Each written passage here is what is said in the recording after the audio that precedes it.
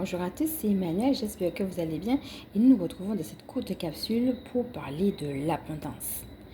Alors en général, quand on parle d'abondance, tout le monde pense à l'argent, mais j'aimerais justement te montrer d'autres formes que l'abondance peut revêtir. D'une part, parfois nous nous disons l'abondance pour moi c'est ça et c'est pas autre chose. Et finalement quand nous nous connectons à la source, nous voyons que elle nous montre autre chose. Alors cela peut être un autre angle de vue de la situation et le fait de pouvoir appréhender la situation de manière différente est déjà une source d'abondance.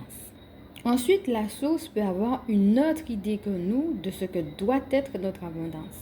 Par exemple, une personne de chômage pourrait très bien dire « Oui, mais moi, j'aurais bien aimé avoir de l'argent. Pour moi, c'est ça l'abondance. » Et peut-être que selon la source divine, elle pourrait te dire « Mais oui, mais regarde, tu as une abondance de temps. » Et t'inviter à faire quelque chose que peut-être tu n'aurais jamais imaginé, jamais pensé à faire de ce temps. Et qu'en fait, c'est une autre abondance que tu as. C'est peut-être pas l'argent, mais c'est peut-être le temps. Donc, quand on dit où est mon abondance ou qu'on cherche à regarder notre abondance, il faut accepter aussi que des fois, le divin peut avoir prévu une autre source d'abondance pour nous.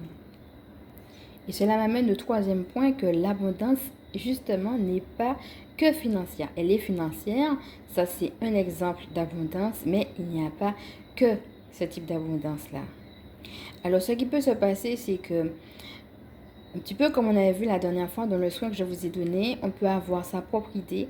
Et puis, une fois qu'on se reconnecte à la source, on se dit « Ah ben tiens, j'aurais pas vu les choses comme ça. » Est-ce que depuis le soin, entre le début du soin, où tu as vu quelle était ton abondance selon toi, et puis la fin, où on s'est connecté à la source, tu as pu voir une différence?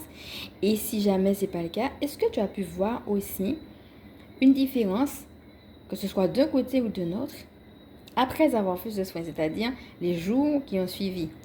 Parce que des fois, on peut ressentir une différence immédiatement après un soin, et d'autres fois, il faut plusieurs jours. Et puis, il ne faut pas hésiter non plus à revenir sur ce soin. Et l'abondance, ça peut être aussi tout simplement avoir plus de paix, ou bien ressentir un déblocage particulier.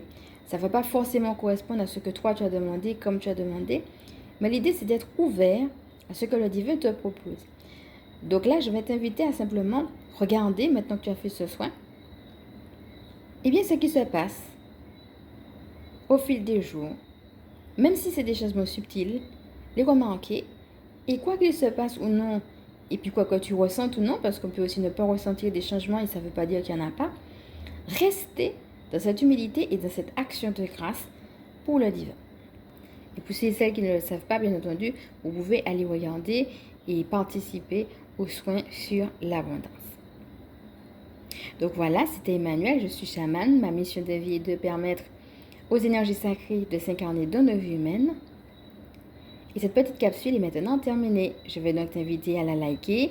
Si tu penses que ça peut aider d'autres à partager, bien entendu à t'abonner.